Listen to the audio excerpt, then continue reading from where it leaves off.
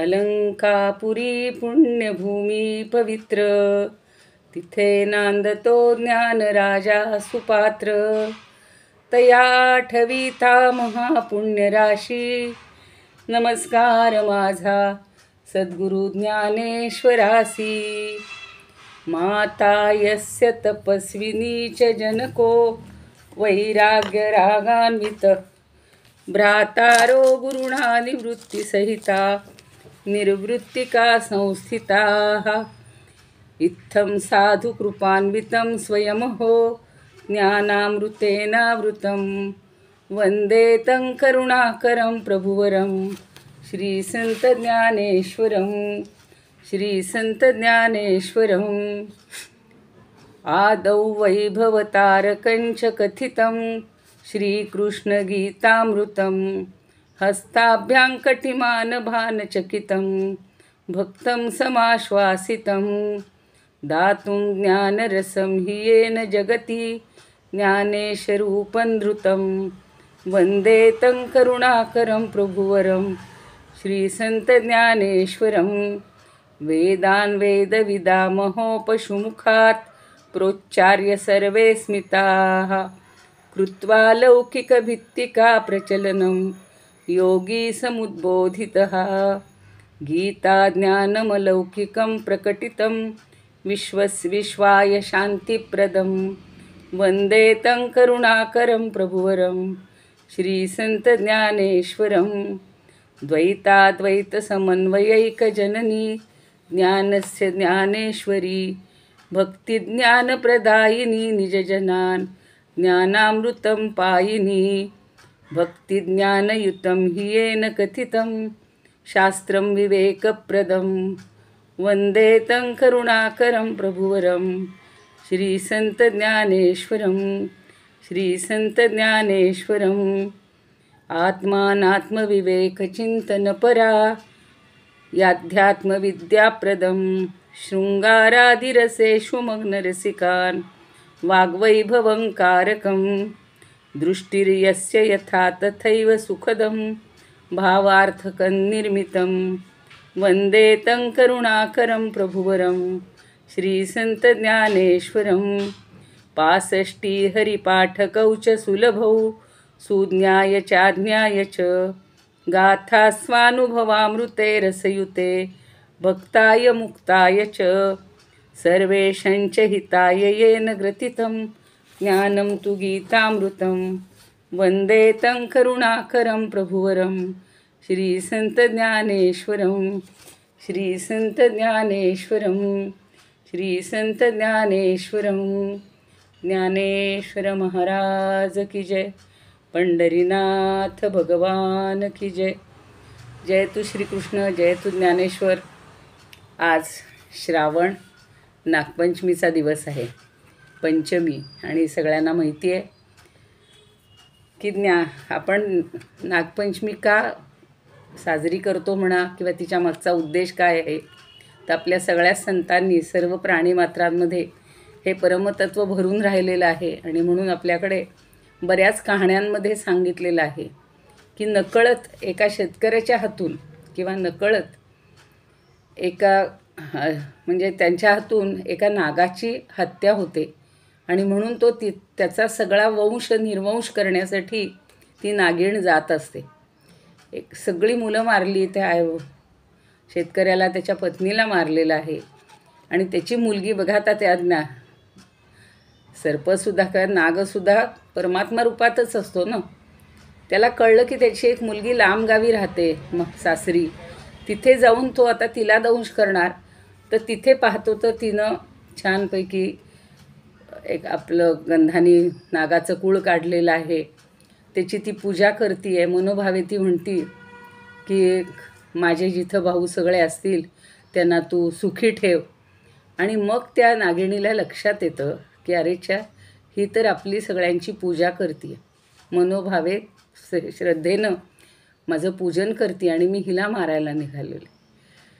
तर त्यामुळं ती प्रसन्न होते. आणि तिची पुन्हा सगळी भावंडं आणि मातापिता हे जिवंत होतात. असा एक भाव आहे. त्यानिमित्ताने ह्या दिवशी कुठली आपल्या हातून हत्या घडू नये म्हणून असं तळलेलं वगैरे खायचं नाही, तवा ठेवायचा नाही, उकडलेले पदार्थ खायचे. ते आयुर्वेदाच्या दृष्टीनं या दिवसात हलकं अन्न खावं हा त्याच्यामागचा उद्देश आहे. तळलेले पदार्थ जड होतात, हे होत असतात. आणि आपण देखील प्राणीमात्रांबद्दल कृतज्ञता व्यक्त केली पाहिजे. त्यांच्याबद्दल आपण दया असली पाहिजे. कारण हे सर्पसुद्धा आपल्याला तसे प्रत्येक प्राण्याचा काही ना काहीतरी उपयोग असतो हे आपल्याला माहिती आहे. तर म्हणून आज नागपंचमीचा सण. मग मुलींना माहेरचं कौतुक असतं, सासरी गेलेल्या मुली माहेरी यायच्या पहिल्यांदा लग्न झाल्यानंतर वगैरे, असा तो सगळा भाव असायचा. आता आज आपल्याला पुन्हा 20व्या ओवीकडे जायचं आहे. काल 19वी व्यवस्थित झाली, तर दादांनी छान समजावून सांगितलेलं आहे की 19चं पण त्यांनी स्पष्टीकरण छान केलेलं आहे. आज आता 20वी ओवी घेऊयात. प्रथम ज्ञानदेवांना वंदन करते, निवृत्तीनाथांना वंदन करते आणि पंढरीनाथांना वंदन करते. आपण नागनाथाला किंवा नागाला वंदन करूया, नागराजाला वंदन करूया. आणि तुम्ही श्रोते जगदीश मूर्ती, तेथे माझी व्युत्पत्ती किती, बुद्धिहीन अल्पमती सलगी करीते. आपल्याला काही अशी खूप बुद्धी आहे अशासाठी आपण दावा करतच नाही आहे. आपण हे सगळं ज्ञान समजून घेतो आहे आणि स्वतः समजून इतरांपर्यंत पोहोचण्याचा हा प्रयत्न ज्ञानदेवांनी करायला संधी दिलेली आहे. त्यामुळं ज्ञानेश्वरी समजून घेण्याचा प्रयत्न केला, चांगदेव 65 समजून घेण्याचा प्रयत्न केला. आता आपल्याला पुढपर्यंत जायचं आहे, परमात्मा ज्ञानापर्यंत पोहोचायचं आहे. आणि त्याच्यासाठी गुरूंची किती आवश्यकता आहे, गुरु कसे श्रेष्ठ आहेत हे समजावून देताना ज्ञानदेव आपल्याला वेगवेगळ्या प्रकारांनी, वेगवेगळ्या दृष्टांतांनी हे पटवून देतात. 19व्यामध्ये म्हटलेलंच होतं की आपल्या दृष्टीच्या, आता त्याला दृष्टीचं मगाशी दादांनी सांगितलं की कुणी त्याला खोच म्हटलेलं आहे, टोचणं म्हटलेलं आहे. म्हणजे केवळ दृष्टीनं सुद्धा एखाद्याला दुरुस्त करता येतं, सुधारता येतं, हा त्याच्यामागचा उद्देश आहे. आणि तो शिष्याला थोडंसं टोचणी देत असतो, म्हणजे त्याच्या दृष्टीत तो सुधारणा करतो. आणि ती सुधारणा झाल्या झाल्या शिष्याचं देहभान हरपतं, त्याचा अहंकार संपतो. आणि एवढ्या विजयाचं श्रेय हा गुरु कधी स्वतःकडं घेत नाही. जे गुरूंना हे काही मीपणा नसतो, सगळं त्यांनी फक्त आपल्या शिष्याचं भलं करणं आणि शिष्याला गुरुत्व देणं एवढाच त्यांचा उद्देश असतो. त्यामुळे त्याची देहबुद्धी आणि अहंभाव हा सगळा घालवला, हा मी घालवला, हा भाव त्या गुरूंच्या ठिकाणी नसतो. आपण गिरवाण अनुभवातलंही थोडंसं समजून घेणार आहोत. मुखे काय झालं,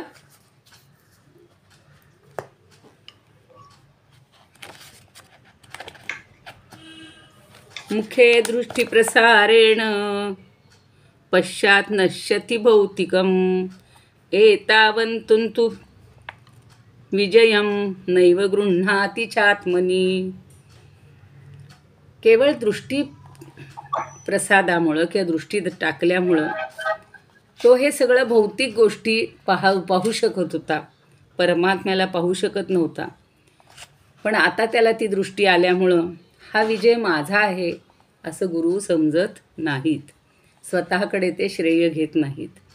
अभंग अमृतानुभवात स्वरूपानंद म्हणतात, पुढे दृश्या लागी खोचताची दृष्टी, खोचताची दृष्टी. आपल्या मराठीमध्ये त्याच्यावरून शब्द असेल खोचक दृष्टी, ती कदाचित त्यावरूनच आली असेल की एखाद्याची खोचक दृष्टी आपण थोडी वाईट अर्थानं म्हणतो. पण गुरूंसारख्या श्रेष्ठांनी जर अशी दृष्टी आपल्यावर टाकली तर आपली चूक आपल्याला लक्षात येते. हारपे त्रिपुटी द्रष्ट्याधिक, हा द्रष्टा दृश्य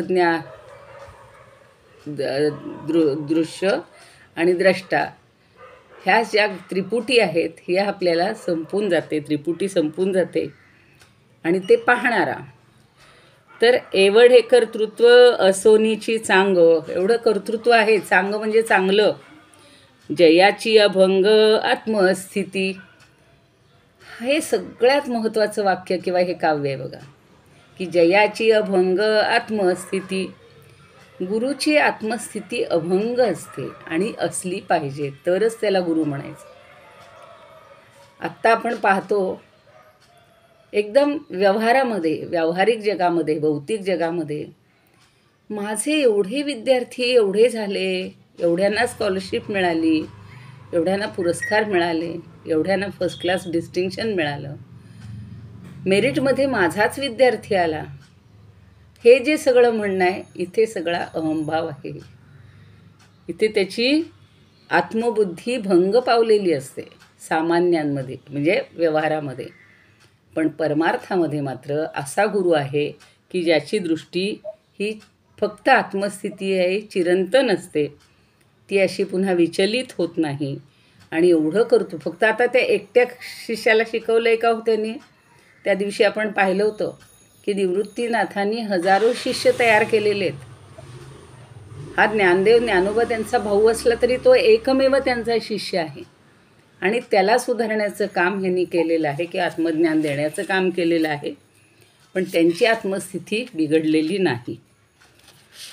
म्हणून वामनराव देशपांडे जे आहेत ते त्या म्हणतात की या ओवीतून ज्ञानदेव सद्गुरू कृपादृष्टीचं महत्त्व पुन्हा पुन्हा, म्हणजे सद्गुरूंच्या कृपादृष्टीचं महत्त्व पुन्हा पुन्हा आपल्याला समजावून देत आहेत.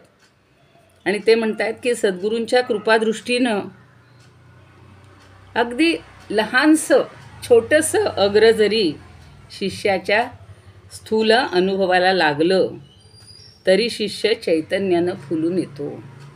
हा स्थूलाचा जो पसारा आहे, स्थूल देहावर जे आपण प्रेम करत असतो, त्याला थोडीशी जरी टोचणी लागली तरी तो अहंकार आणि ते स्थूल वरचं जे भान आहे, स्थूलावरचं, हे सगळं संपून जातं आणि त्याच्या देहातील सर्व स्थूल गोष्टींचा निराश होतो.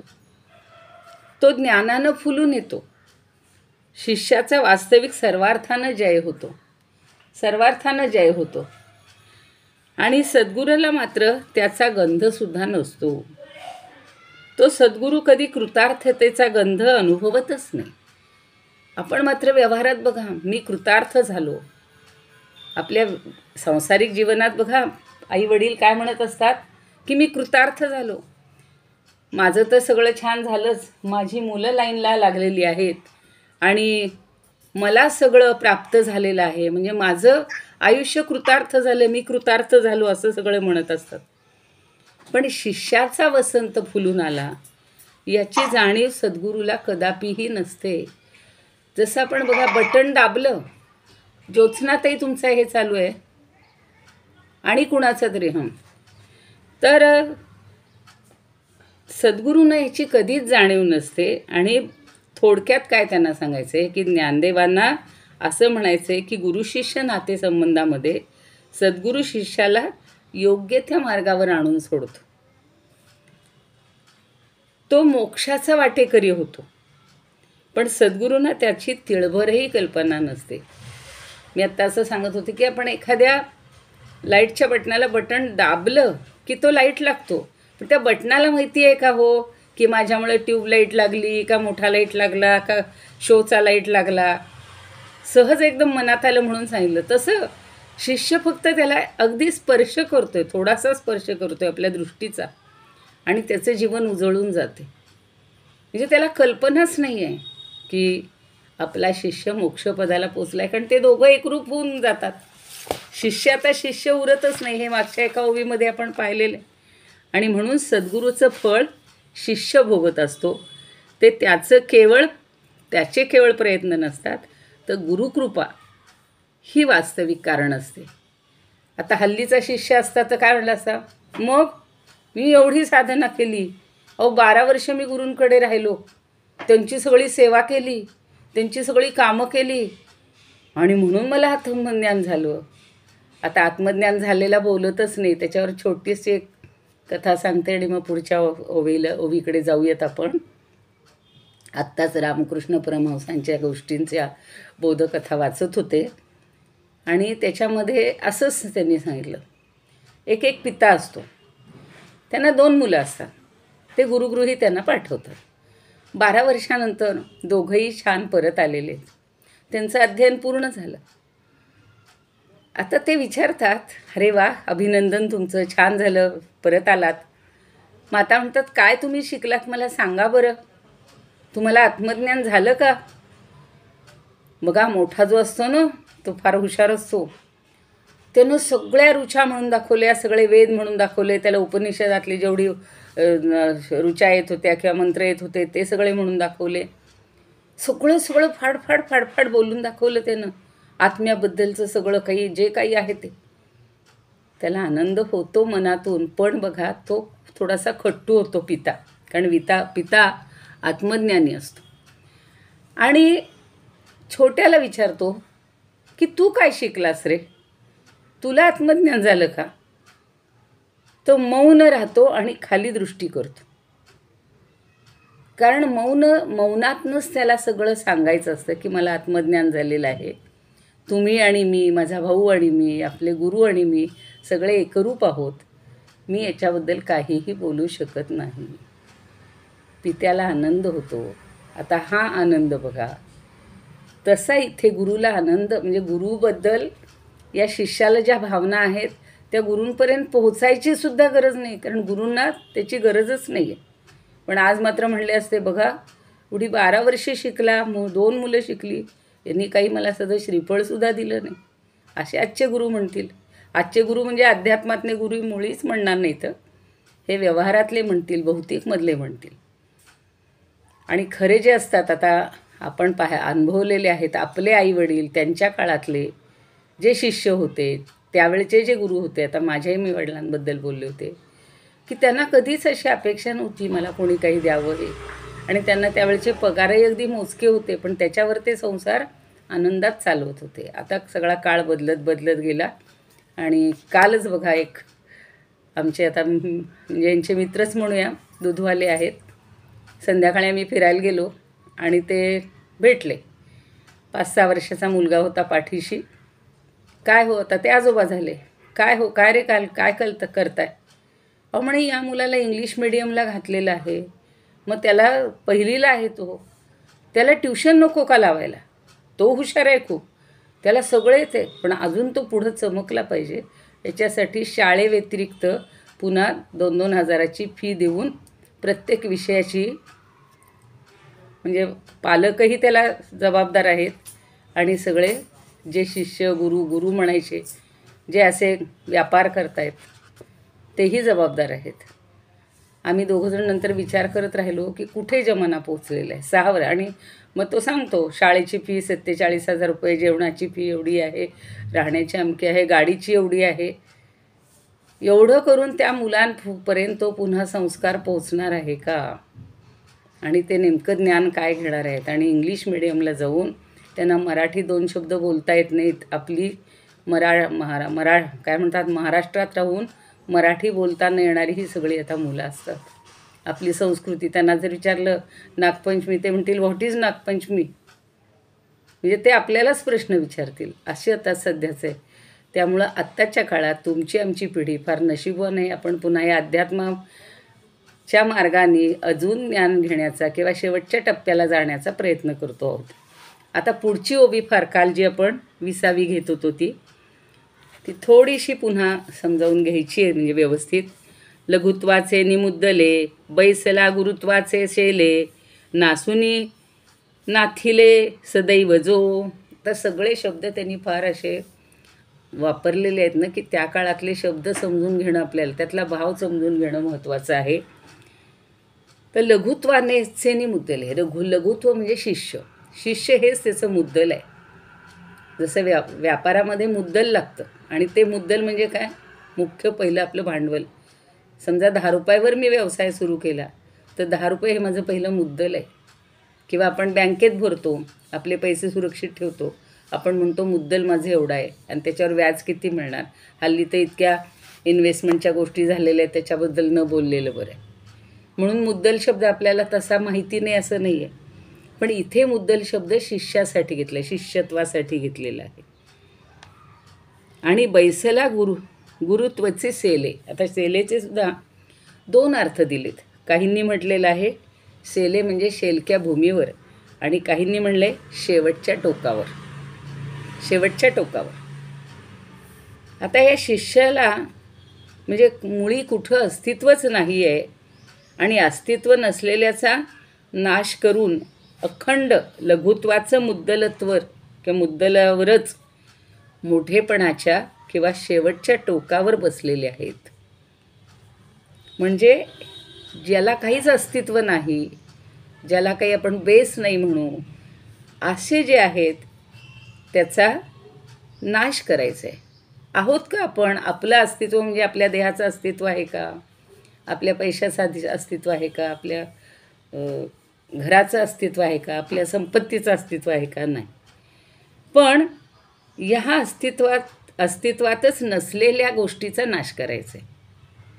म्हणजेच या सगळ्या भौतिक गोष्टींचा नाश करायचा आहे आणि लघुत्वाच्या मुद्दलावरच मोठेपणाच्या शेवटच्या टोकावर जे बसलेले आहेत. शेवटचं टोक म्हणजे आत्मज्ञान. आता निवृत्तीनाथ हे वास्तविक कसे आहेत तर मर्यादित आहेत. मर्यादित अल्पजीवदशेनं गुरफटलेल्या लघुशिष्याच्या दृष्टीनं गुरुसंज्ञेच्या शेलक्या भूमीवर आरूढ झालेले आहेत. गुरुशिष्याच्या किंवा गुरुसंज्ञेच्या म्हणून गुरु या नामाच्या शेलक्या भूमीवर हे लघुशिष्याच्या दृष्टीनं गुरु आहेत. आपण मागच्या एका उभीत पाहिलेलं आहे की गुरुपण तो मानतच नाही आहे. पण आता इथं शिष्य आहे म्हणून तो गुरु बनला आहे. तर गुरुत्वाच्या शेलक्या भूमीवर आरूढ झालेला गुरु आहे. आणि परमार्थाच्या दृष्टीनं त्याची जी जीवदशा आहे ती तो कालत्रयी नष्ट करतो किंवा कालत्रयी त्याला स्पर्शही त्या जीवदशेनं चैतन्याला स्पर्शही केलेला नाही. अशा सत्शिष्याच्या आत्यंतिक मिथ्या अशा जीवदशेचा तो निराश करतो. मगाशी जे पाहिले कालच्या उभीमध्ये की केवळ दृष्टीक्षेपानं त्याचं जे सगळं मी पण आहे, अहम पण आहे, जीवदशा आहे ती त्यांनी संपवलेली आहे. आणि ती तात्पुरती संपवली का? नाही. तर ती त्रिकाल, भूतकाळ, वर्तमानकाळ आणि भविष्यकाळ या कालत्रयामध्ये पुन्हा त्याला त्याच्या चैतन्याला ही जीवदशा आता कणभर सुद्धा स्पर्श करणार नाही इतकी त्यांनी घालवून टाकलेली. आणि अशा सत्शिष्याच्या आत्यंतिक मिथ्या अशा जीवदशेचा निराश करून हा सद्गुरू दैववान झालेला आहे. शेवटची जी ओवी आपण शेवटचं चरणातला अगदी पाद, सदैव जो नासूनी नाथिले, हे जे जीवत्व आहे, जीवदशा जी आहे ती पूर्ण नासून टाकली म्हणजे नष्ट केली. आणि म्हणून तो सदैव जो म्हणजे जो दैववान झाला सद्गुरू, त्याला तो खरा दैववान ठरला का? की त्याच्या हातून या शिष्याची जीवदशा नष्ट झाली, मीपणा नष्ट झाला, देहाभिमान नष्ट झाला आणि तो आता परमात्मपदाला किंवा परमपदाला पोहोचला. किती ज्ञानदेव प्रयत्न करतात या परमपदाला पोहोचण्यासाठी. हे परमपद कसं आहे आपण 8व्या अध्यायात सुद्धा शिकलेले आहोत. किम तद्ब्रह्म किमध्यात्म किं कर्म पुरुषोत्तम. तर त्या सगळ्याचं त्यांनी त्यावेळेलाच आपला निराश केलेला आहे आणि आपल्याला ब्रह्मत्वापर्यंत पोहोचायचं आहे, परब्रह्मापर्यंत पोहोचायचं आहे. म्हणजे कित्येक गुरु असे हे काय म्हणू आपण अगदी अल्पज्ञ किंवा अगदी सूक्ष्म अशा जीवदशेनं असणाऱ्या लघुशिष्याच्या दृष्टीनं कित्येक गुरु पदवीला पोचलेले असतात. कारण शिष्याजवळ हे सूक्ष्मता नसते. जीवदशेनं तो आधी आपल्यापर्यंत आलेला असतो, जीवदशा घेऊनच आलेला असतो. पण स्वतः गुरु जर नसतील तर शरण आलेला म्हणजे गुरु आहेत पण ते जर शरण आलेल्या जीवावर अनुग्रह त्यांनी केला तर ते गुरुत्व पदवीला पोचतील. आजकाल असतं नो एंट्री, मग आतून जा, किती लाखांनी भरा, 4 सीट आहेत, आमच्याकडे 40 जण आहेत, तुम्ही किती देता तर त्याला प्रवेश आहे. इथं तसा प्रवेश नाही आहे. जीवावर त्या आपल्या ठिकाणी आलेल्या शिष्याच्या म्हणजे शिष्यावर अनुग्रह केल्यामुळं तो गुरुत्व पदवीला पोहोचतो. मला सत्यकामाची एकदम आठवण झाली बरं का. सगळ्यांना माहिती असेल सत्यकाम जाबाल, तर जबाला नावाची त्याची आई असते आणि मुलाचं नाव सत्यकाम ठेवले. ती जबाला घरोघरी काम करून हल्ली जशा काम करणाऱ्या आपल्या असतात, हल्ली त्यांना आपण मोलकरीण हा शब्द वापरत नाही, सहाय्यक म्हणू आपली जी कोणी आहे ती, तशी ती 10वीस घरी काम करायची. आणि तिला पती नसल्यामुळं म्हणजे त्याचा पिता निवर्तल्यामुळं तिच्यावर जबाबदारी असते, तर ती त्याला लहानाचं मोठं करत असते.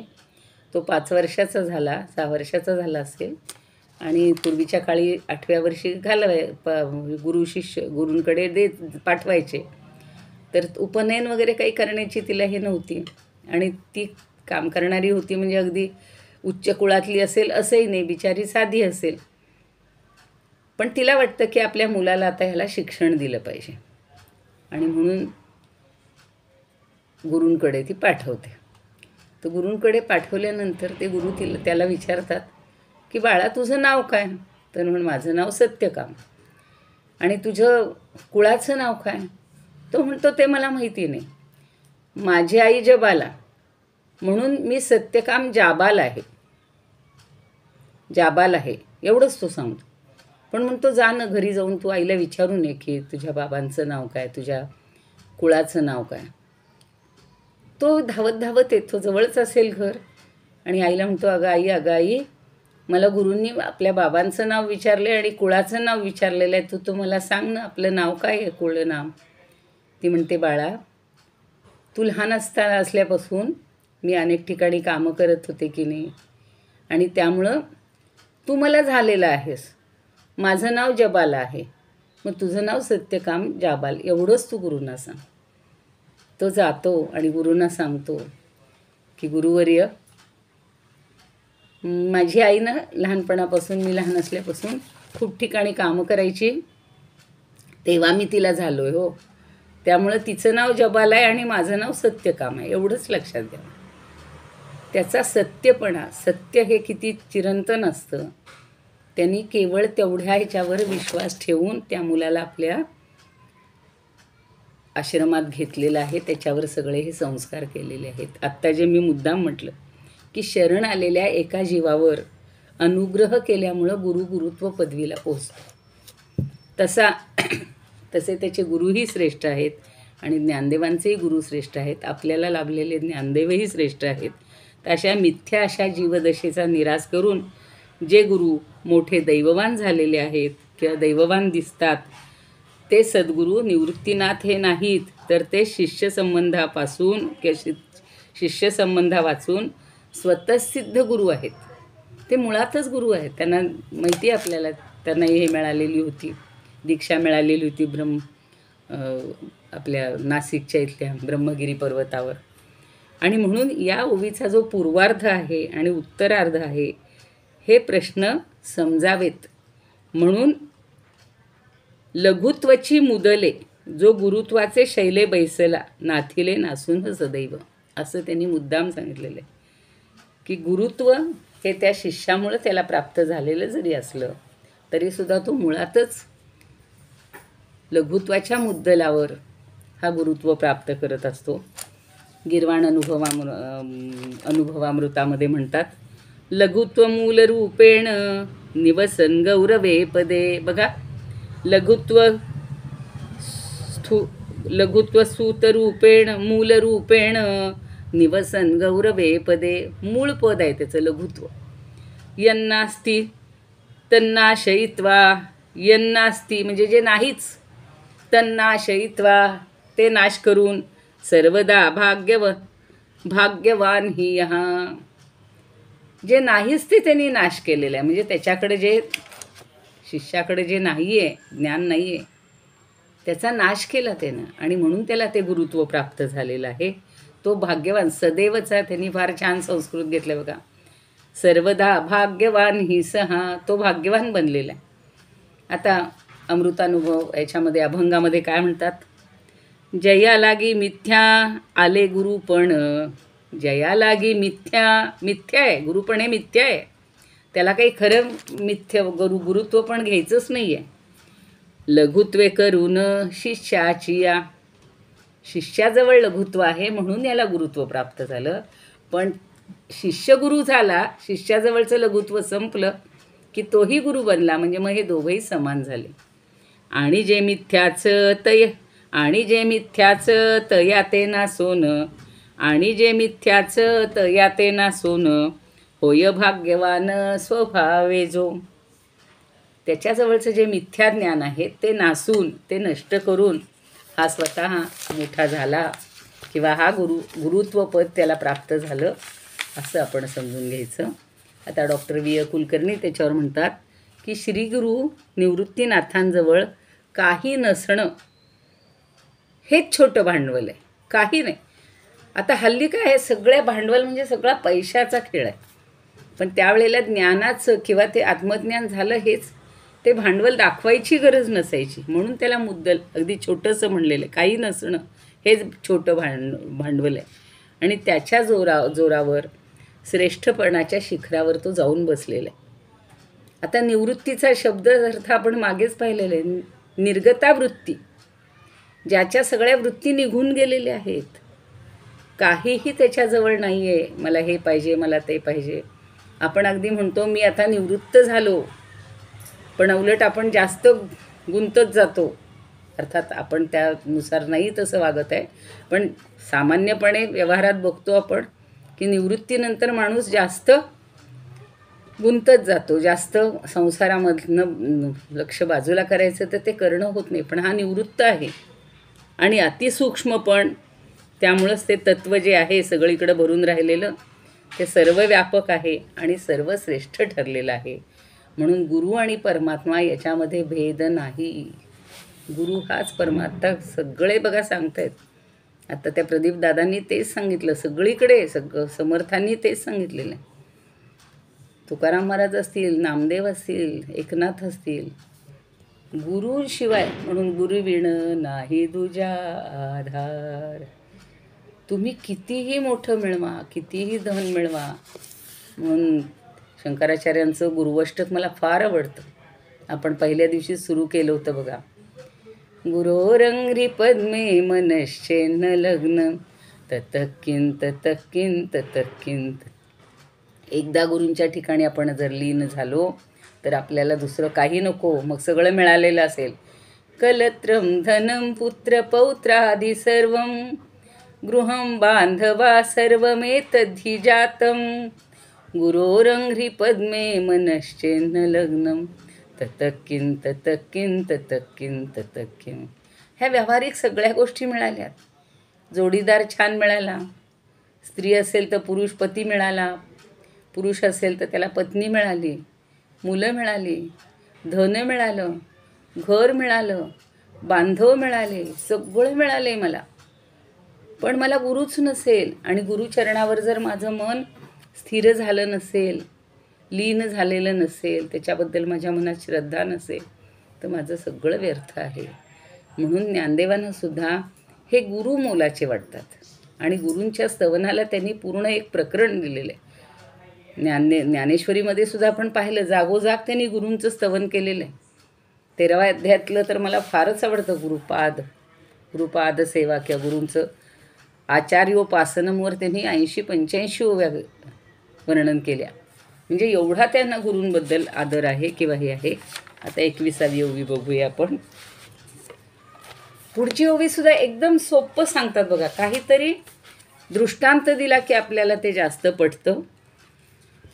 नाही जे जळी बुडी जे, नाही जे जळी बुडी जे, तई घनवट जेणे तारी जे. किती सुंदर कल्पना केल्यात, म्हणजे आपल्या कल्पनेच्या पलीकडचं आहे हे सगळं वर्णन. नाही जे जळी बुडी जे, ऐकूनच तुमच्या लक्षात येईल. नाही जे जळी बुडी जे, तई घनवटे जेणे तारी जे, तई घनवटे जेणे तारी जे, जेणे तारिली आहे नुरी जे, जेणे तारिली आहे नुरी जे, जेणे तारिली आहे नुरी जे, कवणी ठाई, कवणी ठाई. ओ मला 2 शब्दांचा अर्थ कळले नाहीये. कुठल्या? एक म्हणजे ह्या ओवीतला आता 20व्या. हा, सेले म्हणजे नाही कळलं. सांगितलं होतं काल मी. सेलेचे 2 सांगितले अर्थ सांगते. सेलेचे 2 अर्थ आहेत, म्हणजे वेगवेगळे दिलेत. एक शेवटच्या टोकावर.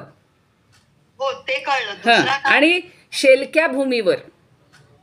म्हणजे काय? शेलकी म्हणजे हे बघा, आपल्याला जर कुठलंही कार्य करायचं असेल तर त्याला एक भूमी लागते किंवा एक जागा लागते. हा, तसं हा. शिष्य ही शेलकी भूमी समजा किंवा गुरु ही शेलकी भूमी समजा. म्हणजे गुरुत्वाचं जे आहे गुरुत्व, हा. ते ह्या शेलक्या भूमीवर, म्हणजे चांगला शिष्य मिळाला म्हणूनच त्याला ते लाभलं.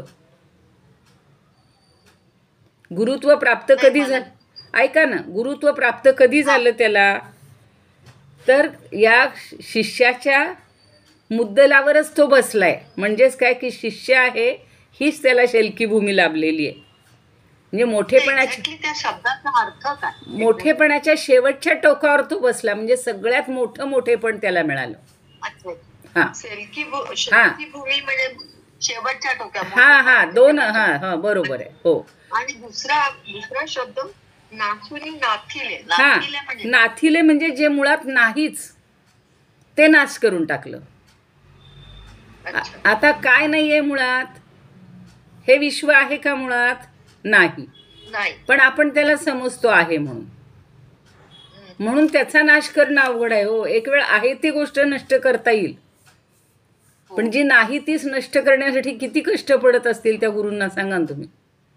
हो ना. त्याच्या डोक्यातलं ते काढून टाकणं, म्हणून त्याला ते त्या लघुत्वाच्या म्हणजे शिष्याच्या मुद्दलावरच तो मोठ्या शेलक्या ठिकाणी बसला. म्हणजेच त्याला मोठेपण प्राप्त झालं, गुरुत्व प्राप्त झालं. कारण का की ते सगळ्यात अवघड होतं ते प्राप्त करणं, पण त्याला त्याच्याबद्दल त्याचं काहीच वाटत नाही. त्याला त्याचं काहीच वाटत नाही. आता आलं का लक्षात? आवाजच गेला होता ताई. हा, मध्ये फोन आला, बंद केला मी तो. फोन आला होता. बरं तर सांगा आता. ठीक आहे, आता 21वी घेऊयात का मग? त्या ओवीबद्दल नाही, तो आवाजच नाही आला काही मला. आता काहीच नाही कळलं का? नाही थोडं तर कळलं, हा. पण आवाजच गेला होता मध्ये अजिबात. हो, कारण त्यावेळेला काहीच नाही आवाज आला. फोन आला. मी बोलले पण नाही काही, मग बंदच होता. फोन आल्यामुळे तो आवाज गेला. इंटरनेट आता येतोय का नाही? अजूनही पुन्हा येतोय बघा. सारखे फोनच येत आहेत, तर त्यांना सांगावं लागेल. परत गेला, परत आवाज गेला. हो तेच होते. आता येत असेल. आता येतोय का? आता आवाज येतोय, पण ते सांगावं लागेल थोडस. बरं ठीक आहे. हो ठीक आहे. जी गोष्ट मुळात नासिले ते नाथिले, हेच तुम्हाला पाहिजे ना, नासोनी नाथिले. जी गोष्ट नाही, हा, जी गोष्ट नाही, जिला अस्तित्वच नाही, तिचा नाश केलेला आहे. आणि मग असं जे अखंड लघुत्व आहे, म्हणजे जे शिष्यत्व आहे, त्याच्या मुद्दलावरच मोठेपणाच्या शेवटच्या टोकावर ते बसलेले आहेत. म्हणजे शेवटच्या स्थानी बसलेले आहेत, शेवटच्या भूमीवर शेलक्या भूमीवर बसलेले आहेत.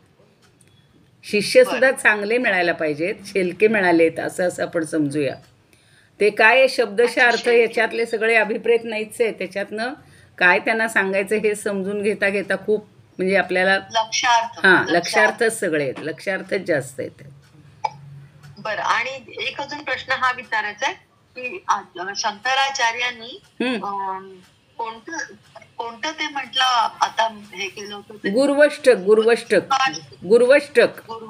पण नाही, पण कोणता ग्रंथ लिहिला म्हणाला? नाही, ग्रंथ नाहीच सांगितलं त्यांनी. जे सगळी स्तोत्र लिहिलेली आहेत अनेक, त्याच्यातलं गुरुवष्टक.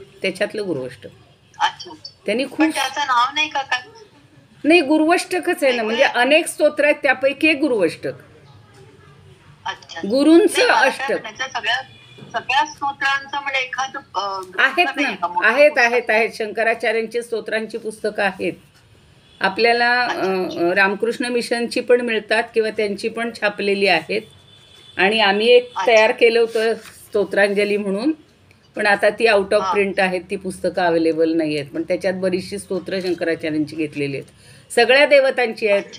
शंकर आता म्हणून काल शंकर आपलं जे आहे ते नाही करू शकणार. मॅडम युट्यूबवर सगळं मिळेल. शंकराचार्यांचा हा. टाकलं तर युट्यूब मिळतील सगळी मिळतील. हो, गुरुवाष्टकम मला माहिती आहे, पण आदि शंकराचार्यांचं कोणतं पुस्तक असं वेगळं नाही का असं मला म्हणायचं. अहो त्यांची ते सगळं आपण जे प्रिंट केलं ना, हा आपण प्रिंट केलं हो ते नाही मिळू शकणार. सांगते ना, ते ते मला जर नाही शकणार. ते आता नाही, आम्ही ते युट्यूबवर नाही टाकलेलं, पण तुम्हाला रामकृष्ण मिशनची आहेत स्तवनांजली म्हणून, त्याच्यात खूप स्तोत्र आहेत, मिळेल तुम्हाला ते पुस्तक.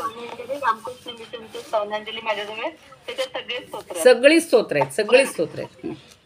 बरं चला, स्तवनांजली ना? हा स्तवनांजली, स्तवनांजली. आणि त्याच्यात अर्थ पण दिलेले आहेत त्यांनी, अर्थ पण दिले. तुम्ही कुठे राहता तिथे मठ असेल तर तिथून घेऊ शकता तुम्ही. नाही, मी नागपूरला राहते ताई. बरं, मग रामकृष्ण मठात स्तवनांजली आहे ना. हो असणार ना. हो, जयश्रीताईच बोलतायत ना. आपण कोण बोलताय? मी जयश्री पुरोहित. आपण नंतर बोलूया ना, नंतर बोलूया. हा ओवी होऊ देत आता, ओवी होऊ देत, नाही तर आता वेळच संपत आली पुन्हा. आपण नंतर बोलूया. हा चालेल. हां, आता 21वी ओवी पाहत होतो. नाही जळी जे बुडील जे, ते घनवटे जेणे तारीजे, जेणे तारी लियाही नुरीजे, कवणी ठाई. आता इथले शब्द समजून घ्या. जे नाही, त्याचा वाटलंच तर आधी अन्वय पण सांगता येईल, पण ठीक आहे. नुरी जे म्हणजे जे उरत नाही, जे शिल्लक राहत नाही.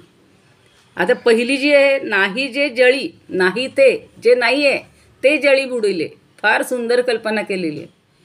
जे अस्तित्वातच नाही, आत्ता जे नाथिले म्हणले ना, तसंच इथं शब्द वापरलेला आहे.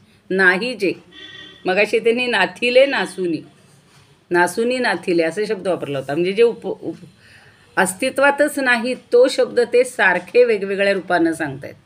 काय नाही आहे अस्तित्वात सांगा मला खरं तुम्ही, तर कालही प्रश्न विचारला होता. अस्तित्वात काय नाही आहे, खरं काय नाही आहे? हां, हे जग नाही, हे विश्व नाही आहे. बरोबर आहे ना. मायेचं स्वरूप असे आहे की या म्हणजे जो आणि मा म्हणजे नाही. हो बरोबर आहे ना. या म्हणजे जी, जी नाहीच आहे, पण मा म्हणजे नाही, जी नाही आहे खरं तिला अस्तित्व नाही आहे. पण माया म्हणजे काय? हां बरोबर आहे. मायेनं निर्माण केलेलं हे जे आहे जग, माईक जग, हो, पण ती नाहीच आहे ना, जी नाही. पण इथं त्यांनी काय म्हणलंय, हे विश्व अशा अर्थी घेतलं, कारण मायेनंच निर्माण केलेलं हे विश्व आहे. तर नाही जे जळी बुडीजे, जे नाही आहे तेच जळामध्ये बुडलंय, म्हणजे बुडवायचे. तई घनवटत जेणे तारीजे, आणि घनवट म्हणजे जे घनदाट भरलेलं आहे, घनदाट भरून राहिलेलं म्हणजे प्रत्येक काय म्हणू अणू रेणूत भरून राहिलेलं काय आहे सांगा आता? परमात्मा तत्व. बरोबर आहे. मग ते घनवट जेणे तारीजे, ज्यांनी तारलं म्हणजे ज्यांनी त्याच्याबद्दल सांगून आपल्याला तारलं शिष्याला. आणि जेणे तारली याही नुरीजे, आणि जे तारलं तरीसुद्धा जे नुरीजे म्हणजे आता ते उरलेलं दिसत नाही आहे आपल्याला. म्हणजे तरला, आता तारलं म्हणजे काय? त्या शिष्याला तारलं, जो बुडतोय त्याला तारलं म्हणजे तो तरला, तरीसुद्धा तो कुठे राहत नाही. म्हणजे तो आता परब्रह्मरूप झाल्यानंतर तो कुठेही दिसत नाही.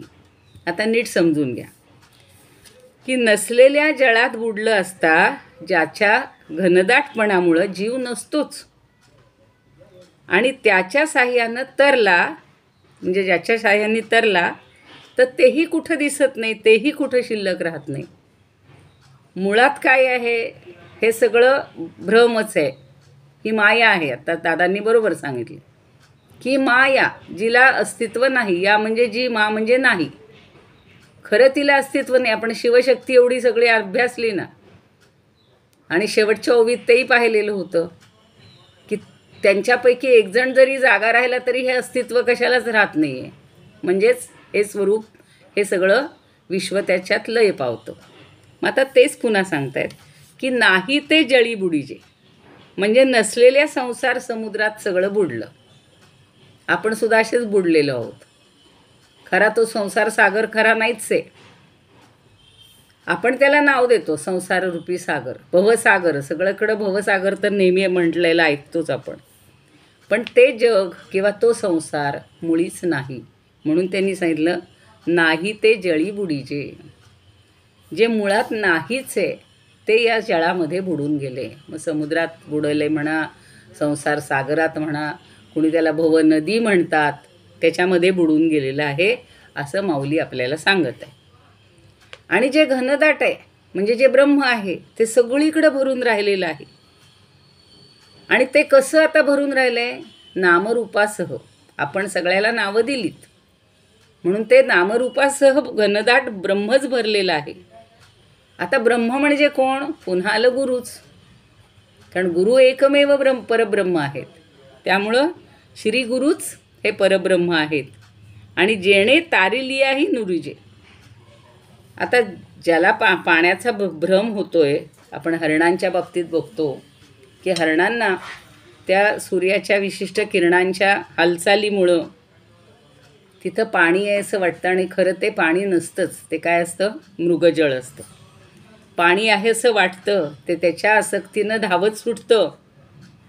तसंच आपली अवस्था आहे की जीवसुद्धा, आपला जीव, प्रत्येकाचे जीव जे जीवदशेमध्ये आपण आहोत, तर नामरूपांनी पसरलेल्या घनदाट अशा सगळ्या ह्याच्यामध्ये सच्चिदानंदाच्या ठिकाणी तिथं मन लावण्याऐवजी किंवा त्याच्यामध्ये मन गुंतवण्याऐवजी आपण या जगामध्ये, जगाचा आपल्याला भ्रम होतो आणि हे सगळं जग खरं नाशवंत आहे. म्हणजे नसलेल्या जलात आपण बुडत चाललेलो आहोत. पण घनदाट भरलेलं जे परब्रह्म आहे ते आपल्याला दिसत नाही. म्हणून जेणे तारिलियाही न उरिजे. नुरिजे म्हणजे उरतच नाही, शिल्लकच राहत नाही. आता हे जग शिल्लक राहील का? नाही. त्यांनी आपल्याला एकदा तारलं, एकदा आपल्याला शिक्षण दिलं, आपलं ज्ञान सांगितलं की मग जीव या जगामध्ये जो आसक्त झालेला आहे, जो दुःख पावत आहे, तो कशामुळं पावतोय? नसलेल्या जगात बुडल्यामुळं. आपण स्वप्नातही असेच बुडलेले असतो की नाही. आणि काही जण फार ओरडतात, वाचवा वाचवा, मेलो मेलो, आणि मग सगळे येतात धावत. काय झालं? नाही, स्वप्नात अमक्याने माझ्यावर उडी मारली, अमक्याने मला पकडून नेलं. ते सगळं खोटंच असतं. तसेच आपण व्यवहारातसुद्धा या खोट्या संसारामध्ये इतके रमलेले आहोत. पण ज्या वेळेला गुरु आपल्याला उपदेश करतात आणि जग ही काही वस्तू नाही आहे. वस्तू हा शब्द फक्त परब्रह्माला लावता येतो आणि आपण जगाला वस्तू म्हणत असतो. पण हे सगळं नामरूपात्मक आहे. आणि चैतन्य वस्तू किंवा चैतन्यवत फक्त आपले परम गुरु असतात किंवा सद्गुरू असतात. ते सांगतात.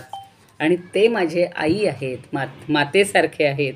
आई जशी आपल्याला सगळ्यातनं वाचवत असते, आपल्यावर प्रेम करत असते, तसं हे गुरुच काय करतायत, हे परमात्माच काय करतायत, हे नामरूप जग धारण करतायत. आणि हे सगळीकडं त्याचा पसारा आपल्याला दिसतो. पण गुरु जेव्हा ज्ञान देतात तेव्हा हे संसाराचं काहीही चित्र आपल्या डोळ्यासमोर राहत नाही. संसार समुद्रही राहत नाही, संसाराची नदी राहत नाही, मी बुडालेलो नाही हेही आपल्याला अनुभव येतं. आणि मग आपल्याला हसू येतं. अर्थात तेव्हा हसू नाही, दुःख नाही, काहीच नाही, अशी अवस्था येते. तर गुरुबोधानं या संसारातून आपण तरलेला जो शिष्य आहे तो पुन्हा वेगळा दिसतो. मगाशी सांगितलं 2 शिष्यांचं तसं आहे. एक नुसती बडबड करत राहतोय आणि एक मात्र त्या अनुभूतीमध्येच रमतो. परमात्म्याचं तत्त्व त्याला कळलेलं असल्यामुळं त्याला काही बोलायला वावच नसतो. आणि गुरु वाचून जर सच्चिदानंद गुरुशिवाय जर आपण वेगळं राहायला लागलो किंवा काही वेगळं शोधायला लागलो, तर म्हणून असं म्हटलं आहे बघा की तैसा मी एक वाचून काही, मला काहीच सापडत नाही, जागाच उरत नाही आहे त्याला. आणि तयाही सकट नाही, आणि त्याच्या सकटही तो नाही आहे. म्हणजेच आपल्यासह श्री गुरु घनदाट भरलेले आहेत असा अनुभव आपल्याला येतो. आपल्यासह म्हणजे आपणच गुरूंबरोबर आहोत. त्यामुळं गुरु आणि मी वेगळे नाहीच आहेत. त्यामुळं संसाराला नाही ते जळी बुडीजे असं त्यांना 10 वेळा बजावून सांगायचं की जे नाही आहे त्याच जळामध्ये आपण बुडत आहोत. जसं मृगजळ आहे तसंच, जसं स्वप्न आहे तसंच. आता त्याच्यावरच्या फक्त 2 ओव्या बघू आपण, म्हणजे गिरवाण अनुभवामृत बघूया. निर्जले मज्जते येन घनीभूतेन तीर्यते, तीर्णेन नावशिष्येत येन कुत्रापि वा स्थले. म्हणजे निर्जले, जिथं जळ नाही अशा ठिकाणी बुडून चाललोय, आणि घनीभूत असं जे परब्रह्म आहे त्याच्यामुळं आपल्याला तरून जातोय आपण. म्हणजे त्याचं ज्ञान झालं की आपण या जलातनं वर येतो. नसलेल्या पाण्यात बुडलेले आपण वर निघतो. कुठनं कल्पना काढली खरं, म्हणजे इतकी परफेक्ट त्यांनी सांगितलेली आहे की जे नाही. आपण बघा म्हणतो ना, ती जी एक गोष्ट आहे मला आत्ता एकदम, म्हणजे तुम्हाला सगळ्यांना माहितीच आहे ती, की एक जण म्हणत असतो, मला या संसारातनं बाहेर काढा, मी संसारात अडकून पडलो, मला याच्यातनं कोणी सोडवतच नाही. गुरु म्हणतात ठीक आहे, उद्या तू त्या मंदिरात ये आणि मग मी तुला त्याच्याबद्दलचं ज्ञान देईल.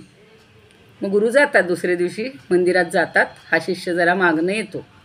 तोपर्यंत गुरु काय करतात, एका खांबाला असे पकडून ठेवतात. हे तर सगळ्यांना माहिती आहे, तीच अवस्था आपली आहे सगळी. इतके घट्ट धरतात आणि म्हणतात सोडवा सोडवा, मला या खांबापासून कोणीतरी सोडवा. शिष्य धावत येतो, म्हणतो गुरु तुम्ही, आणि खांबाला धरून ठेवले आणि तुम्ही म्हणताय सोडवा.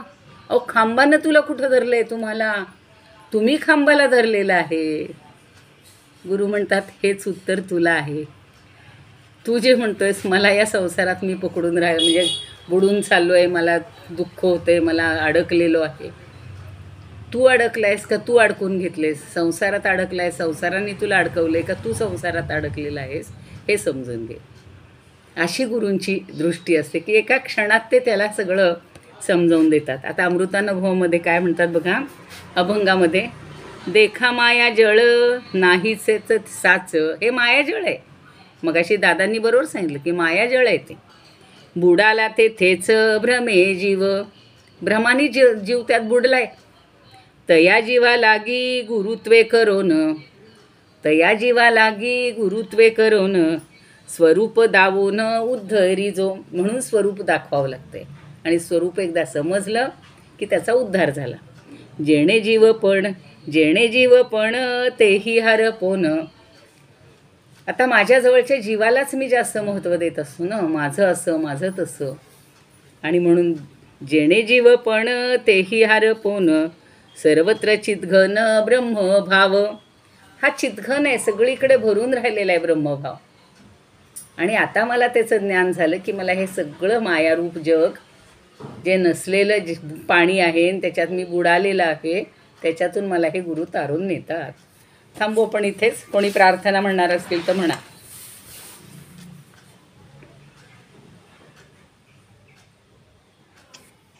म्हणू का मी ताई? हो म्हणा म्हणा म्हणा. हं. मला ज्ञानेश्वरानुभावामृत विरचय असं आहे ना? हो बरोबर आहे ना? हो हो ज्ञानेश्वरानुभावामृत विरचय, हां ज्ञानेश्वरं बरोबर आहे ना? हो हो एक ओळ सांगू का तुम्हाला? हां शिष्य आणि गुरुच्या बाबतीमध्ये, हां गुरुपणा दे शिष्याला अनन्य झाल्यावरी, हां सिद्धार्थगुरु महाराजांची ओवी आहे. हो हो हो हो छान आहे. खरं आहे ना तो. मला सांगावं अगदी अगदी बरोबर आहे ना. आपण रोज तेच सांगतोय की अनन्य. तो आता गुरु जेव्हा शिष्य जेव्हा गुरु होतोय तेव्हा ते दोघं वेगळेच राहतच नाही. अन्य म्हणजे जे अन्य नाहीत, दोघं एकच आहे. महाराजांची ओवी. छान आहे छान आहे, सुंदर आहे. सगळ्या संतांनी तेच सांगितले हो, फक्त वेगळ्या शब्दात सांगितलेलं आहे. पण आपल्या डोक्यात आधी कुणाला तरी आपण प्रूफ हे करायला पाहिजे, फॉलो करायला पाहिजे, एकावर तरी विश्वास ठेवला पाहिजे. मग काय अनन्य भावाने भगवंत काय सांगतात, अनन्य भावानं मला शरण आहे. म्हणजे माझ्याशिवाय दुसरं कोणी नाही. पण आपण आज काल केली सोमवारी शंकराची आराधना, आज मंगळवारी मंगळागौरीची, आज वेगळ्या देवीची, बुधवारी चाललो पंढरपूर. पण तरी सुद्धा त्या सगळ्यांमध्ये एकच तत्व आहे. हे जेव्हा कळेल तेव्हा मग त्यातला भाव निघून जाईल. अनन्य भाव म्हणूनच सांगितलाय तो सगळं. हो हो परमात्म्याच्या वेगवेगळ्या स्वरूपात. अगदी अगदी अगदी. चालेल, चला म्हणा प्रार्थना म्हणा. छान सांगितलं. धन्यवाद. उद्या आता कोणी म्हणत नाही तर म्हणते तुला. हो म्हणा ना, म्हणा. इदमुपकर्तुं भुवनमण्डलं समुदितमिव भास्करं सादरं वन्दे ज्ञानेश्वरं सादरं वन्दे ज्ञानेश्वरं त्रिभुवनमाता भगवद्गीता लोकमङ्गला लोकविश्रुता लोकहितं सन्ततं ध्यायता येन ज्ञानेश्वरी विरचिता कृत्वा प्राकृतगिरं सादरं वन्दे ज्ञानेश्वरं सादरं वन्दे ज्ञानेश्वरं गीताशास्त्रं त्वाम्बुधिकल्पं नवन्तदीयं वयक्चाल्पं विषयविपदां व्रात्यमनल्पं वाग्यज्ञेन च येन भूषितं सरस्वती मन्दिरं सादरं वंदे वन्दे ज्ञानेश्वरं सादरं वन्दे ज्ञानेश्वरं यत्र शारदा कृपा प्रसादः यत्र श्रवणात् परमानन्दः निहितो यत्र मृतनिःशन्दः काव्यतत्त्वयोः कृतवन्तं तत् रसायनं मधुरं सादरं वन्दे ज्ञानेश्वरं सादरं वन्दे ज्ञानेश्वरं. ज्ञानेश्वर माऊली. छान. आरती म्हणणार आहे कोण? अप्रतिम अप्रतिम. खूप सुंदर. हा आरती म्हणू का ताई? आरती म्हणू का? हो चालेल, म्हणा. आरती ज्ञान राजा महाकैवल्य तेजा सेविती साधू संत मनुविधला माझा. आरती ज्ञान राजा लोपले ज्ञान जगी इतने ती कोणी अवतार पांडुरंग नाम ठेविले ज्ञानी. आरती ज्ञान राजा महाकैवल्य तेजा सेविते साधू संत मनुविधला माझा. आरती ज्ञान राजा कनकाचे ताट करी तुझ्या गोपिका नारी नारद तुंबरू समगायन करी. आरती ज्ञान राजा प्रकट गुह्य बोले विश्व ब्रह्माची केले राम जनार्दनी पायी मस्तक ठेविले. आरती ज्ञान राजा महाकैवल्य तेजा सेविती साधू संत बनवेधला माझा. आरती ज्ञान राजा ज्ञानेश्वर महाराज की जय. पंढरीनाथ भगवान की जय. जय तू श्रीकृष्ण, जय तू ज्ञानेश्वर. छान म्हणली. सहभाग आज खूप चांगला दिलाय सर्वोत्तमजींनी. आणि उद्या कोण ओवीबद्दल सांगणार आहे? उद्या आणि पहिल्या शिवशक्तीमधली कोणी दुसरं? हा नाही, कोणी बोलतायत का? अनुराधाताई बोलतायत का? हो 21वी ओवी बद्दल मी सांगते. बर 21वी. आज जॉईन झाल्या लगेच सांगायला लागल्या. खूप ज्ञान आहे बरं यांच्याकडे खूप. आणि घरात सगळं तेच बघा. चांगलं आहे की. छान आहे. घेऊ देत त्यांना मग. आणि थोडंसं राहिलं तर तुम्ही सांगा दादा मग. हो हां चालेल. आणि 18 ह्याच्यातलं शिवशक्तीमधले सुमतीताई सुमिताताई. मी सांगेन उद्या. हो उद्या सांगेन मी. हा ठीक आहे चालेल. हा कोणी चला. नसेल तर हो प्रयत्न करते. चालेल. आता नाही ना, पुढच्या कोण आहे म्हणाल्या? सुमिता. मी आहे जयश्री पुरोहित. हां ताई मी उद्या 2-3 दिवस क्लास नाही करू शकणार, थोडी आउट ऑफ स्टेशन आहे. चालेल काय हरकत नाही. तुम्हाला युट्यूबवरच ऐकाल तुम्ही. युट्यूब आहे. चालेल. घर आता नागपूरला. मी नगरला राहते. चला ठीक.